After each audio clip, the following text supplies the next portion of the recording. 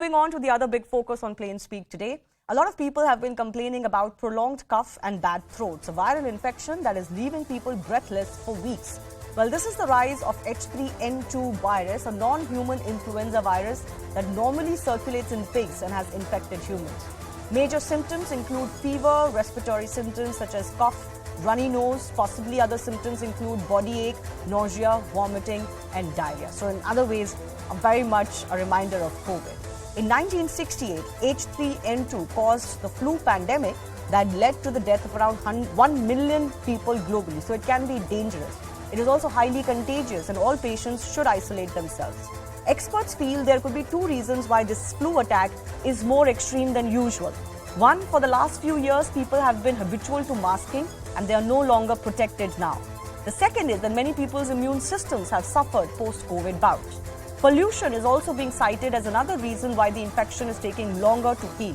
In some states, the central government has expressed concern over rising COVID-19 positivity and H3N2 influenza cases. Maharashtra has recorded a spike in COVID-19 cases and deaths along with other states. Puducherry has become the first of the Indian states or UTs to now shut all schools for 10 days because of the H3N2 cases. What is this virus exactly? It's a subtype of influenza A virus. It is spreading fast in the country. Over 350 cases have been recorded in Maharashtra, for example, recently. It causes high fever that lasts up to 5 days, might cause prolonged cough and cold for up to 3 weeks. And this is particularly a symptom that people have been talking about. Severe cases may vary from person to person, but 3 people have died so far in India because of this virus. Take a look at some key differences or similarities between COVID and this. So COVID-19, of course, is caused by SARS-CoV-2. H3N2 virus is a subtype of influenza A. COVID-19 causes fever, sore throat, cough, body aches, runny nose. This virus also causes fever, cough, sore throat, headache, fatigue, chills, very similar to COVID-19. Now, COVID-19 has an incubation period of 2 to 14 days. H3N2, though, has a shorter incubation period of 1 to 4 days. The centre has shot off a warning to states over this spread. They have said, and I quote, closely monitor the trend of SARI and SARS-CoV-2, ensure adequate stocks of drugs, medical oxygen, ensure adequate stock of medical equipment. They've also asked states to ensure that people are vaccinated against influenza and are again vaccinated against COVID as well, and that states need to remain vigilant and raise awareness on hand hygiene especially. So the big question we're delving into with our guests joining us in just a bit is, with this virus now spreading across the country, should India be worried and is it time to bring in some restrictions?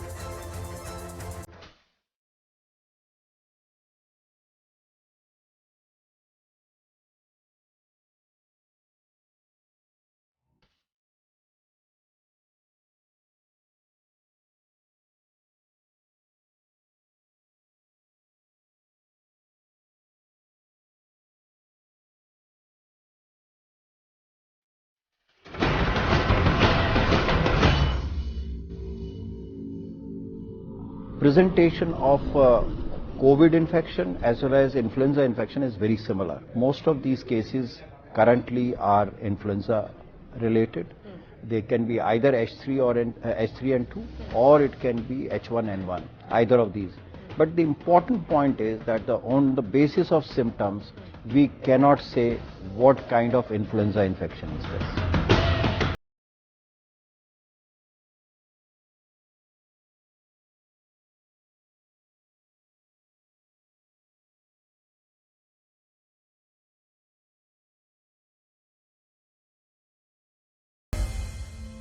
Dr. Ankita Baidya, infectious diseases specialist, Manipal Hospital, and Dr. Rajiv Gupta, internal medicine senior consultant, CK Birla Hospital, is joining us. Dr. Gupta, let me begin with you. Are there any recent examples of such strong viral infections in Indian history, in the Indian subcontinent? Why is it that this year, for example, I think I suffered from this in December. So I think this has been going on for a few months and it's going in phases in different cities. Why is it so strong this time around?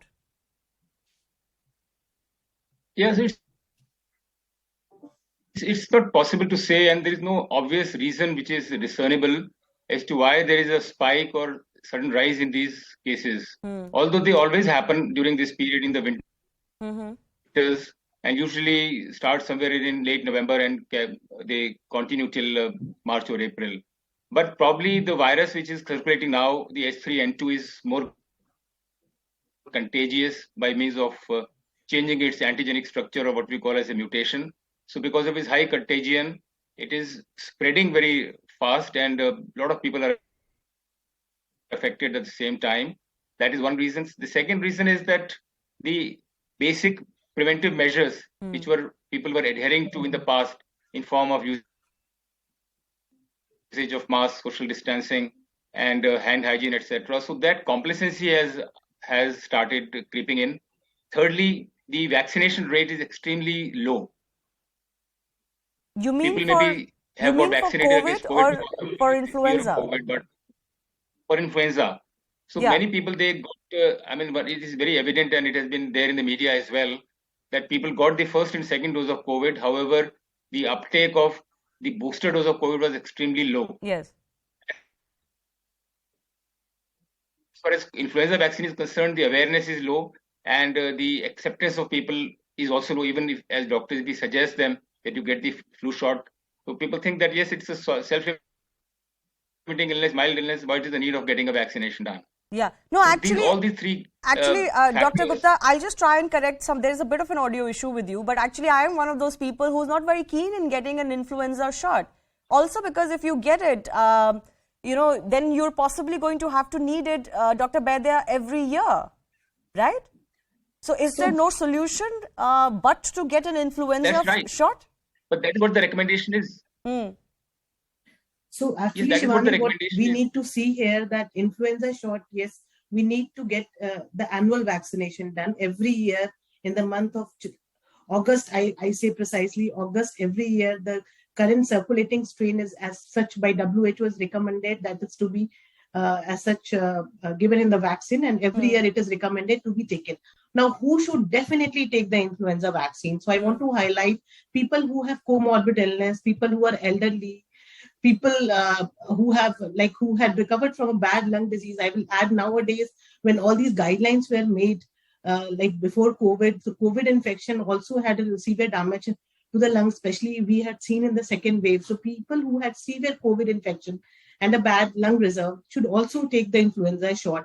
People who are healthcare worker, frontline worker, they should take. Now, what advantage this flu vaccine, even if a healthy person who is going to take this flu shot, what advantage it is actually going to give you? So supposedly I myself, though I'm a healthcare worker, I regularly take it every year, but I myself, if I take the vaccine, what benefit is there? I will not get infected or not have severe symptom, not have a frank viral replication in my throat if I'm vaccinated with the current strain, and I will not give it to my family members also. So if a good herd immunity is there, so annual vaccination, this is why annual vaccination, this is the concept of it, that a good amount of at least people who are at risk, they should take the vaccine. And the advantage of a healthy adult also getting the vaccination, that the family also get a lesser chance of getting exposed to this virus. Okay, Now, but can I just ask you, this is a culture, Doctor, this is a culture we've seen in a lot of Western countries, but in India, taking an influenza shot is not considered to be absolutely important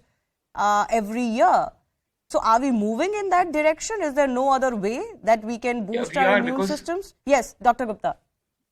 Yeah, so world over, by all the professional bodies and all the authorities, an annual flu shot beyond the age of 6 months is recommended. And it not only it may prevent infection, even if it doesn't prevent infection, it attenuates or decreases the intensity of the infection, as well as decreases rates of hospitalization. So as it was mentioned earlier also, that people who are healthy, they should also take vaccine, because